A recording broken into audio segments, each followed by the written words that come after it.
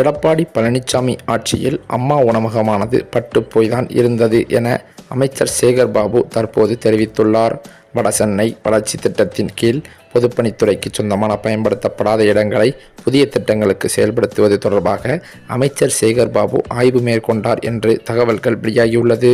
பின்னரோ செய்தியாளர்களை சந்தித்து பேசிய அவர் கூறும்போது, எடப்பாடி பழனிசாமி ஆட்சியில் அம்மா உணவகம் பட்டுப்போய் இருந்தது. எடப்பாடி பழனிசாமி ஆட்சியில் அம்மா உணவகத்தில் தரமான உணவு கிடைக்கவில்லை.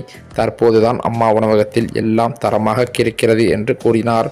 மேலும் அம்மா உணவகம் பட்டுப்போய் இருந்தது, அதை கெட்டுப்போய் விடக்கூடாது என்பதற்காக முதலமைச்சர் மு.க.ஸ்டாலின் அதை கையில் எடுத்ததற்கு பழனிசாமி வரவேற்றிருக்க வேண்டும், பாராட்டியிருக்க வேண்டும்.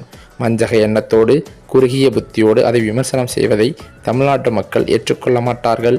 எதிரியாக இருந்தாலும் துரோகியாக இருந்தாலும் கருணை உள்ளம் கொண்டு ஏற்றுக்கொள்ளக்கூடியவர்தான் முதலமைச்சர் மு.க.ஸ்டாலின்.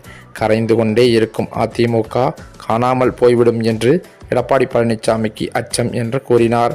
மேலும் அவர் கூறும்போது, தொடர்ந்து இயக்குனர் ப. ரஞ்சித் திமுக மீது வைக்கும் விமர்சனம் குறித்து செய்தியாளர்கள் எழுப்பிய கேள்விக்கு பதிலளித்த அவர், எனக்கு அவர் யாரென்றே தெரியவில்லை, அவர் அரசியல்வாதியாக இருந்திருந்தால் எனக்கு தெரிந்திருக்கும் என்று கூறி பத்திரிகையாளர் சந்திப்பிலிருந்து வெளியேறினார்.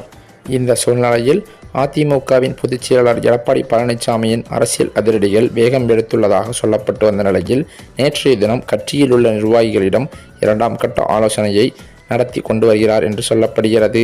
கடந்த லோக்சபா தேர்தலில் அதிமுக 32 இடங்களிலும் தனித்து போட்டியிட்டது.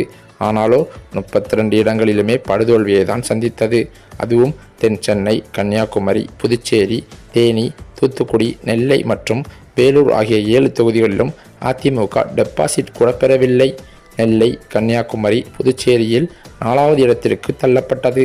இளவங்கோடு சட்டமன்ற இடைத்தேர்தலிலும் அதிமுக 4வது இடத்துக்கு தள்ளப்பட்டது. ஆக மொத்தம் 10 தொகுதிகளில் டெபாசிட்டை பறிகொடுத்தது அதிமுக. இதனால் ஒட்டுமொத்த அதிமுக நிர்வாகிகளும் தொண்டர்களுமே பேரதிர்ச்சியில்தான் இருந்து வருகின்றனர்.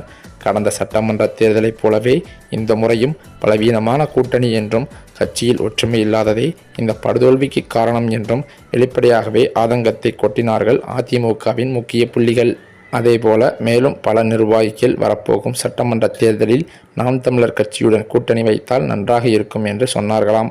மேலும் சிலர் ஓபிஎஸ், சசிகலா தரப்பை ஒன்றிணைத்து கொள்ளலாம், அப்போதுதான் முக்குளத்தோர் வாக்குகளை எளிதாக பெற முடியும் என்றும் கூறினதாக சொல்லப்படுகிறது. ஆக மொத்தம் எது எப்படியோ எடப்பாடி பழனிசாமி தனியாக தெருவில் நிற்பது ஒட்டுமொத்த மக்களுக்கும் தெரிந்த விஷயம்தான் என்று பல பத்திரிகையாளர் வட்டாரங்களில் பேச்சுக்களும் அடிபடுகின்றன.